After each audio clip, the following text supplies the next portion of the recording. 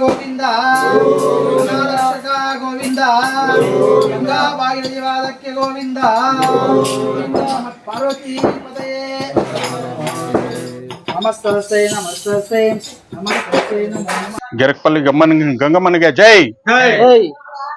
ಇವತ್ತಿನ ದಿವಸ ಶ್ರೀನಿವಾಸಪುರ ತಾಲೂಕು ಉಪ್ಪುಕುಂಟೆ ಗ್ರಾಮದಿಂದ ಗೆರಕಪಲ್ಲಿ ಗಂಗಮ್ಮ ಅವ್ರನ್ನ ಮುಳಬಾಗಿಲು ತಾಲೂಕು ಜಂಗುಮಸಳ್ಳಿ ಗ್ರಾಮದಲ್ಲಿ ಗಂಗಮ್ಮನ ಹೊಸದಾಗಿ ಪ್ರತಿಷ್ಠಾಪನೆ ಮಾಡಲು ಇಲ್ಲಿಂದ ಗಂಗಮ್ಮನ ಕೊಂಡೊಯ್ತಾ ಇದ್ದೀವಿ. ಅದೇ ರೀತಿ ಇವತ್ತು ತುಂಬಾ ಚೆನ್ನಾಗಿದೆ. ಗಂಗಮ್ಮನ ಒಂದು ಮೂರ್ತಿ ಅನ್ನೋದು ತುಂಬಾನೇ ಚೆನ್ನಾಗಿದೆ.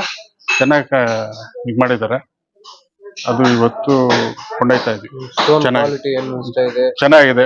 ಸ್ಟೋನು ಚೆನ್ನಾಗಿದೆ.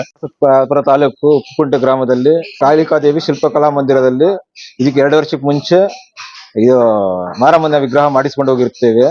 ಅದು ಚೆನ್ನಾಗಿ ಮೂಡಿ ಬಂದಿರೋದ್ರಿಂದ ಅದೇ ಗ್ರಾಮದಲ್ಲಿ ಗೆರಕಪಲ್ಲಿ ಗಂಗಮ್ಮನ ವಿಗ್ರಹ ಇಲ್ಲೇ ಮಾಡಿಸಬೇಕೆಂದು ಆಸೆಯಿಂದ ಅವರ ಗ್ರಾಮಸ್ಥರನ್ನೆಲ್ಲ ಕರ್ಕೊಂಡು ಬಂದು ಇಲ್ಲೊಂದು ವಿಗ್ರಹ ಮಾಡಿಸಿ ತಗೊಂಡು ಹೋಗ್ತಾ ಇದ್ದೀನಿ.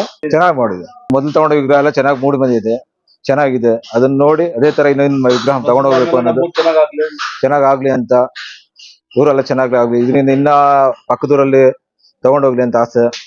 ಗಂಗಮ್ಮ ದೇವತೆಯ ಪಾದ ಪದ್ಮಗಳಿಗೆ ವಂದಿಸುತ್ತಾ ಈ ದಿನ ಶ್ರೀನಿವಾಸಪುರ ತಾಲೂಕು ಉಪ್ಪುಕುಂಟೆ ಗ್ರಾಮದಿಂದ ನಮ್ಮೂರಿಗೆ ನಮ್ಮ ಹಿರಿಯರು ಸ್ಥಾಪಿಸಿದಂತಹ ಒಂದು ಹಳೆ ಕಲ್ಲಿನ ವಿಗ್ರಹವಿತ್ತು. ಸೊ ನಾವು ಊರಿನ ಎಲ್ಲ ಗ್ರಾಮಸ್ಥರೆಲ್ಲ ಸೇರಿ ಅಲ್ಲಿ ಒಂದು ದೇವಸ್ಥಾನವನ್ನ ಕಲ್ಲಿನಲ್ಲಿ ಕೆತ್ತನೆ ಮಾಡಿಟ್ಟಿದ್ದೀವಿ.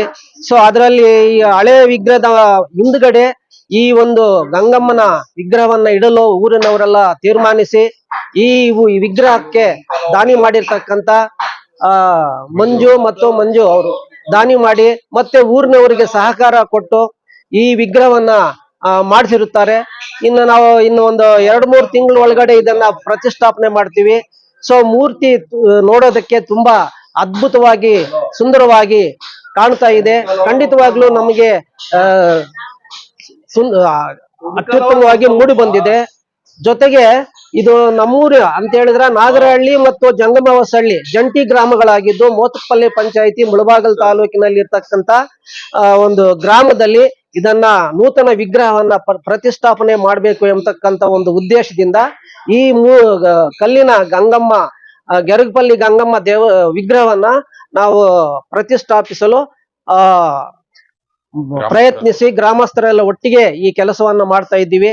ಜೊತೆಗೆ ಈ ವಿಗ್ರಹ ಈ ಮಾಡಿರ್ತಕ್ಕಂಥ ಉಪ್ಪುಕುಂಟೆ ಗ್ರಾಮದ ಕಲಾಕಾರರು ಏನಿದ್ದಾರೋ ಅವರು ಅತ್ಯುತ್ತಮವಾಗಿ ಚೆನ್ನಾಗಿ ಕೆತ್ತನೆ ಮಾಡಿ ನೋಡಲು ತುಂಬಾ ಸುಂದರ ಅದ್ಭುತವಾಗಿ ಮೂಡಿ ಬಂದಿದೆ. ಈ ಮತ್ತೊಮ್ಮೆ ನಮ್ಮ ಗೆರಕಪಲ್ಲಿ ಗಂಗಮ್ಮ ಪಾದ ಪದ್ಮಗಳಿಗೆ ವಂದಿಸುತ್ತಾ ಮಾತನ್ನು ಮುಗಿಸ್ತಾ ಇದ್ದೀವಿ.